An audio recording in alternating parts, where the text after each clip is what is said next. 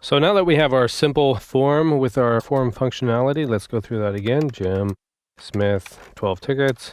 And it tells us also if we forget something, it tells us to fill it in until we fill everything in.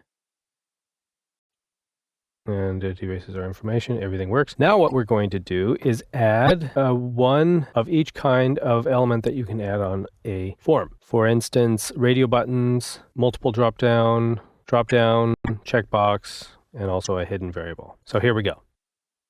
Let's ask our user if he is a smoker or a non-smoker with a radio button. So let's see here. We have first name, last name, number of tickets. First name, last name, number of tickets. So let's put it after that. Display row. So what do we want on the left side? We actually won't need anything on the left side because we'll have the information next to the buttons. So on the right side, though, is a radio button input tag. Two of them. So input type radio name is going to be smoking status. For instance, value is, first of all, non-smoking. Let's have this one checked first. Assume they're not a non-smoker. So, and that is non-smoking. Let's see how that looks so far. Okay, non-smoking. Now we have to give them another choice in case they're a smoker. BR. Let's just keep on typing here. Input type equals radio name equals smoking status. So the name is the same as the other one. That's how they're paired. So when you click one, the other one is unclicked. But its value is different. It's going to send a different value if it's clicked. This one is smoking. That's the status. Close that and we'll write smoking there. And we won't forget to send the name of the variable. Smoking status. So that should pretty much do it. All right, so now he can choose smoking or non-smoking. Super. So in this lecture, we're just going to deal with how to create them on the form. I'll do the handling in the next lecture. So our next one is going to be a multiple choice box. Let's do, for instance, interests. Their interests that they can type in.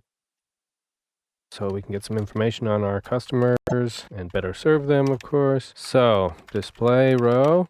What are we going to put here? Let's put on the left side your interests. And then comma. This is actually going to get very long, so let's not put it on a line. Let's just call a function here, get interests. That's a nice thing about functions. You can just call with a nice little word here. Let's send our variable name per liter, interests, and then complete the line. So now get interests, we can just go down here and build it. Function get interests. And do our little RS template. Let's do a test and see how we're doing. Right, so your interest on the left and our text here is on the right, so we're ready to go. Now let's build this. And it looks like this. This is a little choice box. So select name equals interests. And here we have to put a PHP notation here to mark this as an array. Because it is multiple, a multiple choice box where they can choose one or more interests. Multiple size equals, let's start out with 3. And that ends that line. Then of course we have to close it. Super. And then what goes in the middle? Options.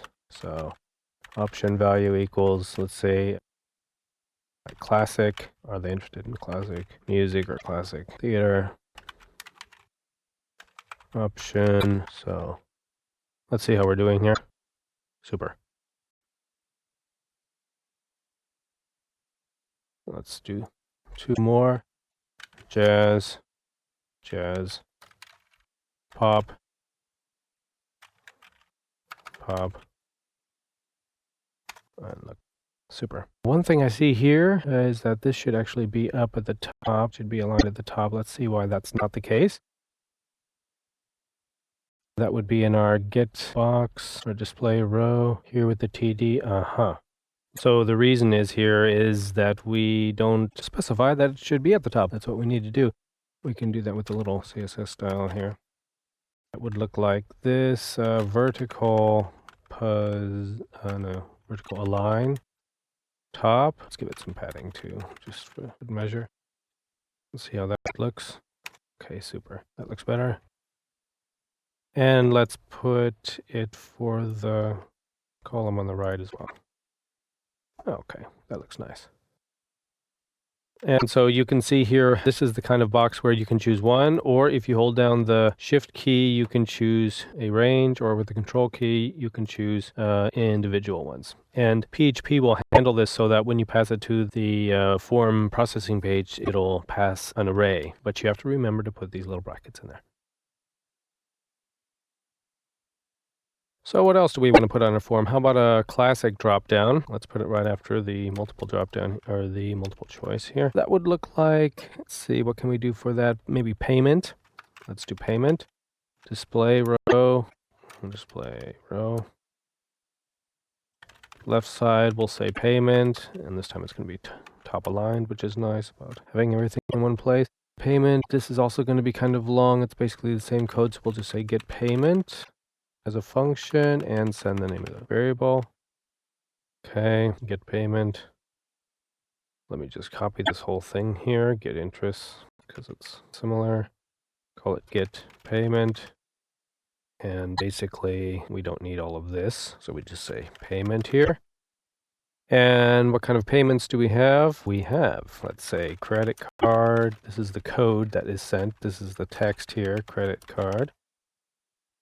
We have debit card. That's the code that's sent. This is the text that the user sees, debit card. And we also have the option that they can pay in cash. Let's see how that looks. Okay, why is it above there actually? Because I put it above there.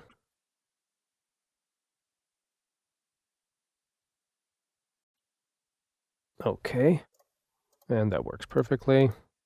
Very nice. We have one left, a checkbox. For instance, let's make the user check a box that says that they accepted the conditions. So they have to check this, all right? So this is just one line, let's just put it here. So, display row, left side, left side, left side. Ooh, do we need anything? No. We'll leave that blank. And here we'll put input type. Now this is a checkbox type. The name is accepted conditions. And the value is yes. So if he checks the box, then the form is going to send a value with the name accepted conditions, or a variable with the name accepted conditions that has a value of yes, which will make it quite clear on the processing side. Okay, so we have the checkbox. Let's just make sure if we have a checkbox here, everything looks fine. And we need a little text. Let's make this text small because I saw we didn't have much space in there. 8 point is always nice. I accept the conditions. Spandeck. Okay, and nice. So there we have all of the different kinds of form elements that you can have. Here's a text box, here's another text box, radio button, multiple choice, drop down, and a checkbox. These are all the ones that you can see, but there's another kind called a hidden that we can put in as well. Let's say in our example here of a form for allowing users to order tickets online, let's say we have a number of sites that can link to this form, which we want to keep track of. For instance, where we have advertisements and we want to see, okay, which advertisements bring us the most traffic. So at this point, we would have a variable, and we can put that variable in the form without the user seeing, so that that variable is sent with its value along with all the information, so we can save it, for instance, in the database on the other end in our processing page. So let me show you how to add a hidden variable. Let me click right here. Get a lot more space. That was a double click. Okay, where should we put this? I have found from experience that it's very important where you put it. Depending on browsers, you don't want to put it inside your table. Just put it right before the form ends, this hidden variable. That seems to be the best place here. So input type equals hidden, and name equals, let's call it add link. And value equals, let's say, it was an ad on the city portal. That is a variable that is also going to be sent. We don't see it here, but you can send as many of those variables as you want to keep track of things behind the scenes. So that completes our complex form of all the kinds of form elements that you could have on a form. In the next lecture, we're going to process all of these variables in our processing form file.